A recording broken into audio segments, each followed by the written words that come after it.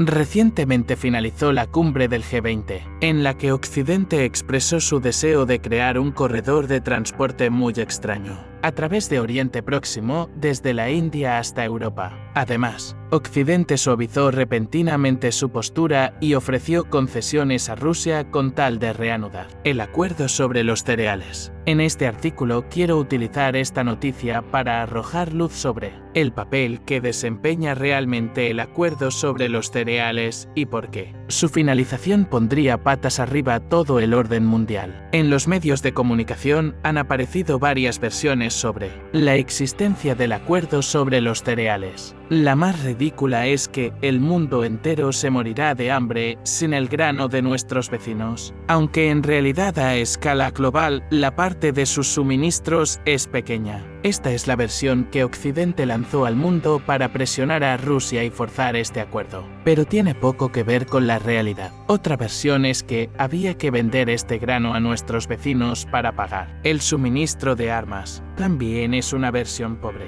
porque Occidente da a nuestros vecinos muchas veces más dinero del que podrían obtener de la venta de grano. Otra versión es que los barcos que atravesaban el Mar Negro con el pretexto de un acuerdo de grano llevaban armas a nuestros vecinos, pero también se puede importar a través de Polonia o Rumanía.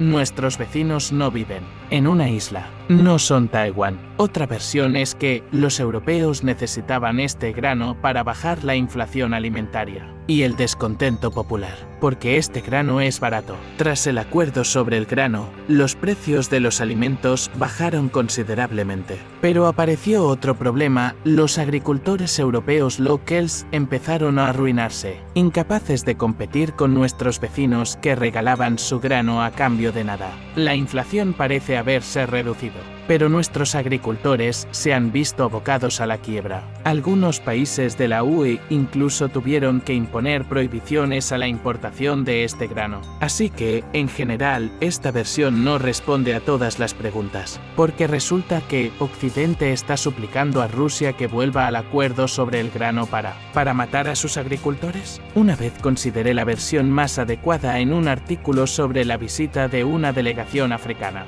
a Putin. Allí llegué a la conclusión de que la finalización del acuerdo sobre cereales y la incorporación de nuevas regiones a Rusia aumenta automáticamente el papel de Rusia en el mercado mundial de alimentos.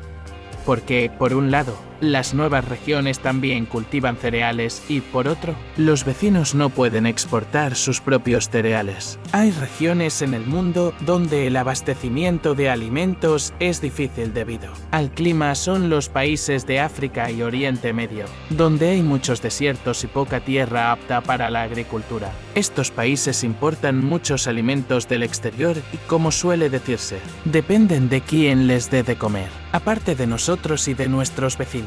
Los europeos solían participar activamente en el mercado de cereales, pero debido al cambio climático y a las frecuentes sequías, sus rendimientos han disminuido. Y tras la interrupción de los flujos del norte y las sanciones contra Rusia, hay problemas de escasez de fertilizantes y de encarecimiento de los mismos, lo que también repercute negativamente en los rendimientos. En fin, para ir al grano, la influencia geopolítica de Rusia en los países de África y Oriente Medio es cada vez mayor porque Rusia se está convirtiendo en un proveedor clave de alimentos debido a una confluencia de factores como el cambio climático, el fin del acuerdo sobre los cereales y el aumento de los costes de la energía y los fertilizantes. En Occidente, para intentar evitarlo, Occidente ha dificultado el suministro de alimentos y fertilizantes mediante sanciones.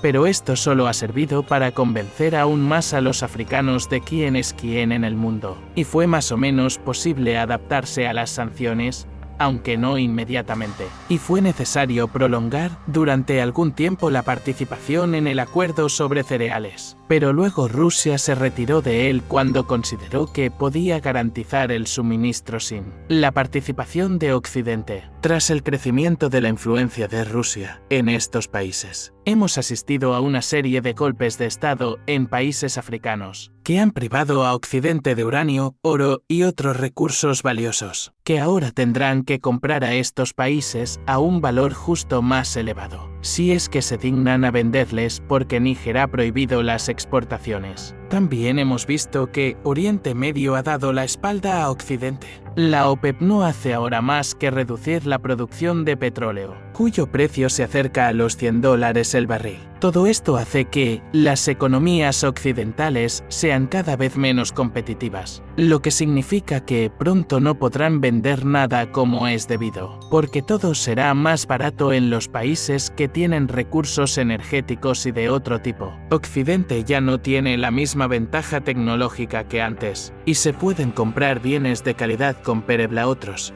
digamos a los chinos. China ya ha superado a Europa en ventas de coches y recientemente a Japón. Así que los hechos hablan por sí solos. La economía occidental se sustentaba en recursos baratos que se bombeaban a cambio de nada. Y si Occidente compra recursos a valor de mercado, irá a la quiebra. Además, los países occidentales ya están endeudados hasta las orejas. Tenemos que hacer algo al respecto y Occidente decidió primero bombardear a nuestros vecinos con armas y enviarlos a un contraataque, pero eso fracasó. Luego pasaron de la fuerza bruta a la persuasión y pidieron a Rusia que volviera al acuerdo sobre los cereales, ofreciéndole sabrosas zanahorias en forma de suavización de algunas sanciones. Pero Rusia no ha mostrado ningún interés hasta ahora. Entonces decidieron en la cumbre del G20 crear un nuevo corredor de transporte de India a Europa. Y voy a explicar qué tiene que ver este corredor. Echemos un vistazo al mapa y veamos de qué se trata. El corredor de transporte parte de la India, pasa por varios países de Oriente Próximo y conduce a Europa Occidental. Es fácil adivinar cuál es el papel de India en este corredor. Occidente ve a India como un contrapeso a China y ya está trasladando activamente la producción de China a países con mano de obra barata como Vietnam o India. Occidente trata de conseguir dos objetivos en primer lugar: debilitar a China y, en segundo lugar, abaratar un poco los productos, ya que los salarios de los trabajadores chinos han aumentado considerablemente en los últimos años, mientras que en la India los salarios son bastante más bajos. Pero preguntémonos, ¿para qué construir un nuevo corredor de transporte con este fin, si ya existe el canal de Suez? Y aquí volvemos de nuevo al tema de los cereales y los alimentos. Egipto es el mayor importador de grano del mundo, y los principales proveedores antes de las UE eran Rusia y nuestro vecino. El papel de Rusia en el suministro a Egipto ha crecido significativamente, y Egipto también se ha unido recientemente a los BRICS. Este país controla el canal de Suez, y al parecer a Occidente le preocupaba que esta ruta ya no fuera segura para ellos. Rusia tiene ahora mucha influencia sobre Egipto y es un país del BRICS, y en el BRICS, además de Rusia, está China, con quien Occidente mantiene tensas relaciones, y Irán, que en teoría podría bloquear el estrecho de Hormuz, desde donde fluye el petróleo de Oriente Medio hacia Occidente. Ya ha habido precedentes, y los iraníes detienen periódicamente petroleros con petróleo ilegal sirio. Incluso pueden bloquear todo el estrecho. Por cierto, Irán realizó maniobras militares con Rusia y China en esta zona,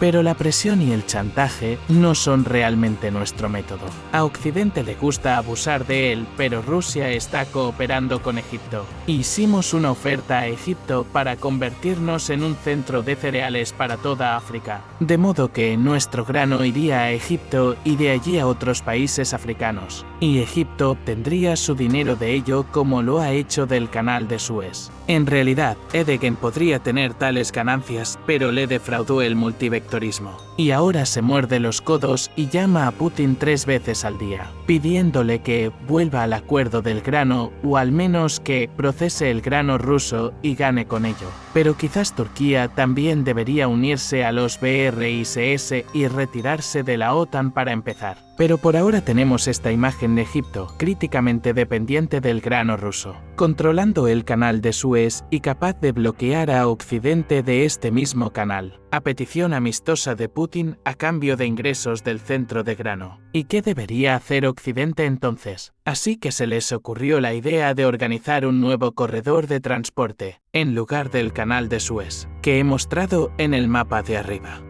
pero solo que a sabiendas no es rentable, porque no es difícil ver en el mapa que las mercancías tendrán que ser recargadas varias veces del barco al tren, y viceversa. Y esto es tiempo y gastos, además de cruzar las fronteras de muchos países. Y estos son derechos de aduana. El transporte por un corredor así será caro, y hará que las economías occidentales sean aún menos competitivas, aunque ya lo han sido por la negación de los baratos recursos energéticos rusos, y la privación de los recursos de las colonias africanas. Ahora hay pérdidas por una logística demasiado cara a lo largo de dicho corredor de transporte. Por cierto, no hay gasoductos de Rusia a la India, donde Occidente va a producir bienes en lugar de China. Y los indios van a multiplicar sus compras de GNL. Cuesta mucho dinero, así que a pesar de la mano de obra barata, la producción en India no será barata. Y aquí me gustaría recalcar a los lectores que el mundo ha cambiado desde que Occidente anunció la creación de este corredor. Mientras que antes Rusia buscaba corredores para entregar o comprar mercancías para eludir a Occidente y las sanciones occidentales. Ahora Occidente busca corredores para eludir posibles restricciones. Rusia ha pasado a la ofensiva estratégica, mientras que Occidente está a la defensiva estratégica. Y las oportunidades que encuentra, como podemos ver, son obviamente perdedoras en comparación con lo que eran antes. Los recursos son más caros ahora, la logística es más cara, pero no se quiere bajar el nivel de vida. Esto significa que Occidente seguirá imprimiendo billetes, pero ¿quién los necesita? Echemos otro vistazo a la lista de participantes en este corredor de transporte. Hasta ahora, India no ha producido mucho y tardará años o incluso décadas en acercarse a China. En términos económicos, por ahora, los indios compran más y eso se nota en nuestro comercio con ellos. Hemos acumulado muchas rupias indias que no sabemos dónde gastar porque no podemos comprar mucho a India, porque India no está ni cerca de China. Pero Occidente no necesita rupias, le gustaría tener sus envoltorios para gastar. Es poco probable que los países de Oriente Medio, viendo la incautación de activos rusos, quieran guardar dólares y euros sabiendo que pueden ser incautados en cualquier momento. Así que es poco probable que India, Aún y Arabia Saudí vendan mucho a Occidente a través de este corredor. Y Occidente no podrá vender mucho a estos países debido a los problemas de su economía y la falta de competitividad de sus productos, que los necesita tan caros. Y el propio corredor aún tiene que construirse, son kilómetros de vías férreas y otras infraestructuras. Son años de trabajo y Occidente tiene problemas ahora mismo. Por eso quieren que Rusia vuelva al acuerdo de los cereales, porque todas las demás opciones son largas y poco rentables. Por cierto, los árabes, como Egipto, se han unido recientemente al BRICS, y un corredor a través de estos países también conlleva riesgos para Occidente, pero no hay por dónde cogerlo. En cuanto a los Saudi y Arabia Saudí, su consentimiento a este corredor no perjudica en nada los intereses de los BRICS, porque estos comprenden perfectamente que este corredor no aportará nada a Occidente, pero permitirá a los árabes ganar mucho dinero y mejorar sus infraestructuras de transporte, a costa de Occidente. ¿Por qué no aprovechar esta oportunidad? En general, ahora Rusia y los países BRICS están marcando la pauta de la política mundial, y Occidente está pensando en cómo sobrevivir y darse la vuelta. El mundo ha dejado de ser el mismo, y este momento debe recordarse como histórico.